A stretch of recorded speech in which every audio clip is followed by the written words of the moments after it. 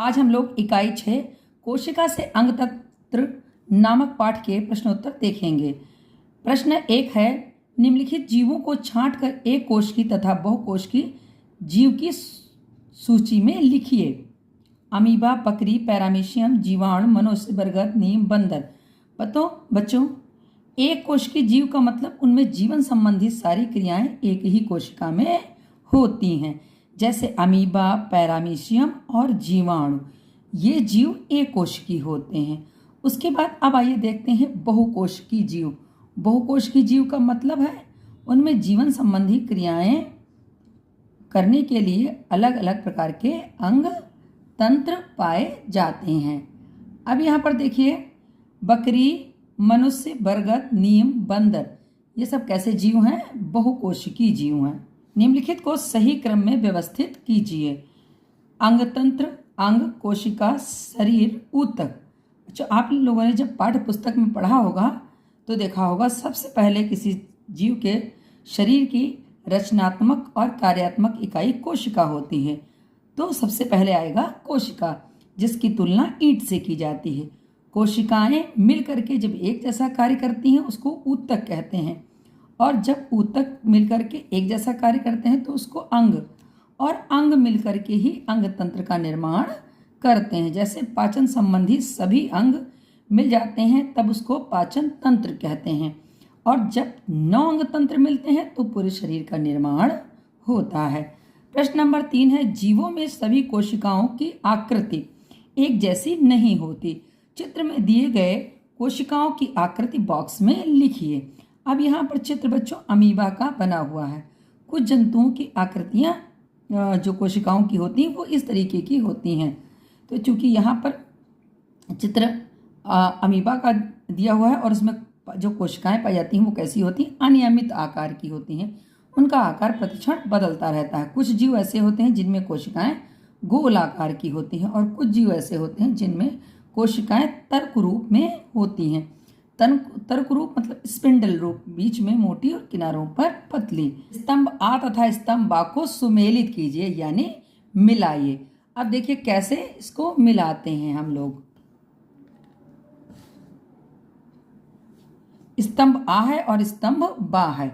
आ में माइटोकॉन्ड्रिया, केंद्रक, राइबोसोम, रिक्तिका, हरित लवक, इनको इनसे मिलान करना है। तो जैसा कि आप लोगों ने जब पाठ पढ़ा होगा तो देखा होगा, माइटोकॉन्ड्रिया ऊर्जा उत्पन्न करता है, यानी माइटोकॉन्ड्रिया में को कोशिका का विद्युत गृह कहते हैं। उसके बाद केंद्रक को मिला दीजिए, कोशिका के समस्त कार्यों पर नियंत्रण रखता है।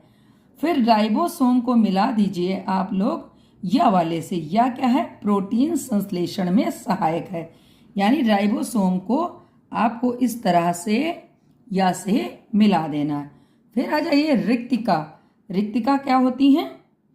ये क्या काम करती हैं? जल एवं खनिज लवणों का संचय करती हैं, यानी इकट्ठा करती हैं।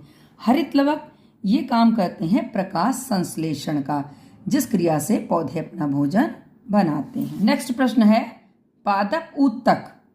अब पादप ऊतक विभाजन क्षमता के आधार पर कितने भागों में बांटे गए हैं, उनका नाम लिखिए। बच्चों, पादप ऊतक मतलब पादपों में, यानी पेड़ पौधों में या वनस्पतियों में कितने प्रकार के ऊतक पाए जाते हैं? 2 प्रकार के पाए जाते हैं। एक को कहते हैं प्रविभाजी ऊतक और दूसरे को कहते हैं स्थायी ऊतक। अब यहाँ पर पौधे के रेखाकित भाग में पाए जाने वाले ऊतकों के नाम लिखिए। जो प्रविभाजी ऊतक हैं ये तनों के शीर्ष पर और जड़ों में पाए जाते हैं। कहाँ पाए जाते हैं? किसी भी पौधे के तने के शीर्ष पर और जड़ों में पाए जाते हैं। इनका नाम होता है प्रविभाजी ऊतक। और जो बीचों बीच वाले में स्थित होते हैं, यानी शिरों और जड़ के बाद, वो होते हैं स्थायी ऊतक। नेक्स्ट है प्रश्न, जंतुओं में पाए जाने वाले विभिन्न प्रकार के ऊतकों के नाम बॉक्स में लिखिए। तो देखिए, जंतु ऊतक कितने प्रकार के होते हैं बच्चों? जंतु ऊतक 4 प्रकार के होते हैं।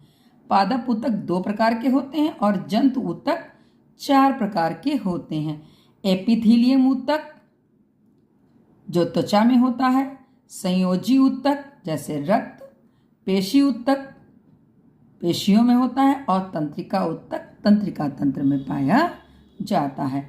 राधा के पिता पिछले माह से अस्वस्थ महसूस कर रहे हैं, मतलब कुछ परेशान हैं। डॉक्टर के पास इलाज के लिए गए तो डॉक्टर ने उन्हें खाने के लिए दवाइयाँ दी और चीनी चावल तथा मिठाई खाने से मना कर दिया। बच्चों बताइए, आपको राधा के पिता को कौन सा रोग हो सकता है? अब यहाँ पर देखिएगा, राधा के पिता को कौन रोग हो सकता है? रतौंधी हो सकती है। बच्चों, रतौंधी विटामिन ए की कमी से होती है, तो ये नहीं होगी, क्योंकि उनको डॉक्टर ने क्या मना किया? चीनी चावल और मिठाई।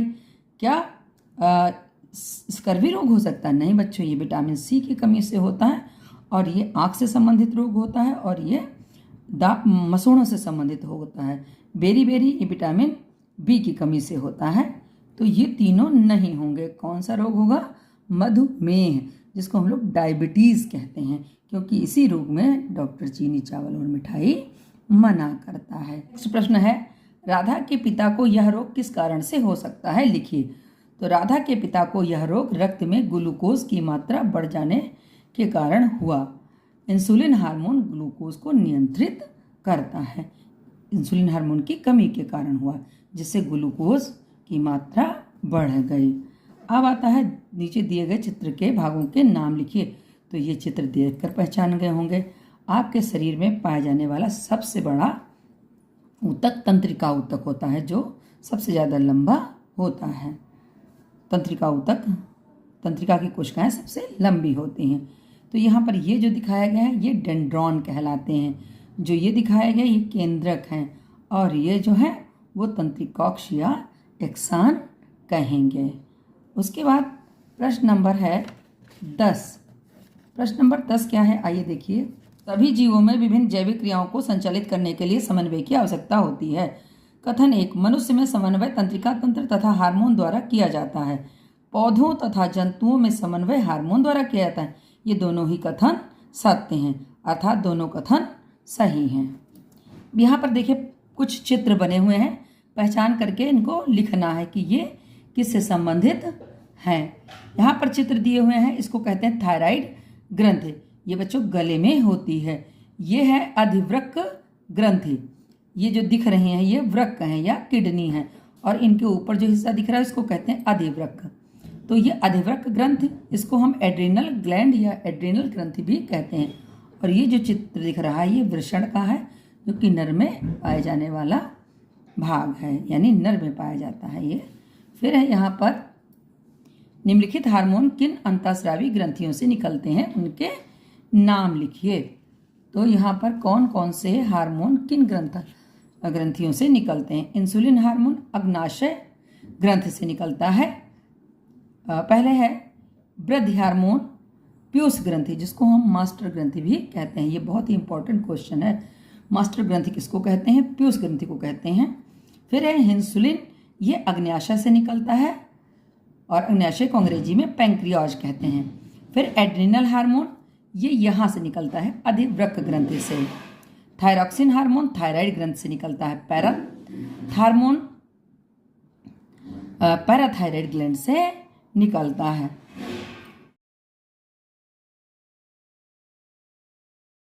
नेक्स्ट प्रश्न है, राहुल ने गमले में एक गेंदे का पौधा लगाया। कुछ लंबाई बढ़ने के बाद उसने तने का ऊपरी हिस्सा काट दिया।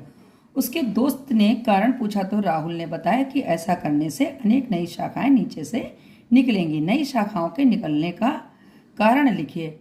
बच्चों इसे ध्यान दीजिएगा। माली जब थोड़ा पौधे की शाखाएं बढ़ जाती हैं तो ऊपर वाला जो टिप होता है उसको नाखून से खोंट देता है। आखिर क्यों? आइए देखते हैं।